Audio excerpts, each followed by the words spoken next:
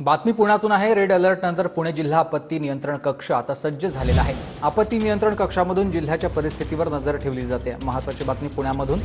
Red alert नंतर पुणे जिल्हा आपत्ती व्यवस्थापन कक्ष नियंत्रण कक्ष सज्ज झालेला आहे। पुण्याला रेड अलर्ट जारी करण्यात आलेला आहे।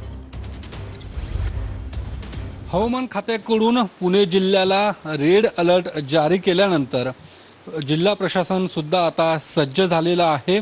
मी आता जिल्हाधिकारी कार्यालयामध्ये जो आपत्ती नियंत्रण कक्ष आहे या नियंत्रण कक्षामध्ये आहे आणि या नियंत्रण कक्षाच्या माध्यमातून पुणे शहर त्यासोबतच पिंपरी चिंचवड आणि पुणे ग्रामीण या भागावरती लक्ष ठेवलं जात आहे। आणि आपण पाहू शकतो अशा पद्धतीने या संपूर्ण भागांवरती सीसीटीव्ही कॅमेऱ्यांच्या माध्यमातून ज्या ज्या ठिकाणी अशी काही कुठली अनुचित घटना होणार त्या घटनेवरती या नियंत्रण कक्षाच्या माध्यमातून नजर ठेवली जात आहे।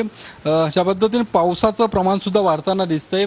रेड अलर्ट असल्यामुळे जिल्ह्यात कुठल्याही अनुचित घटना घडू शकते।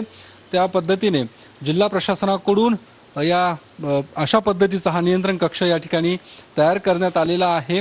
कॅमेरामन अभिजित पिसेसह योगेश बोरसे, TV9 मराठी, पुणे।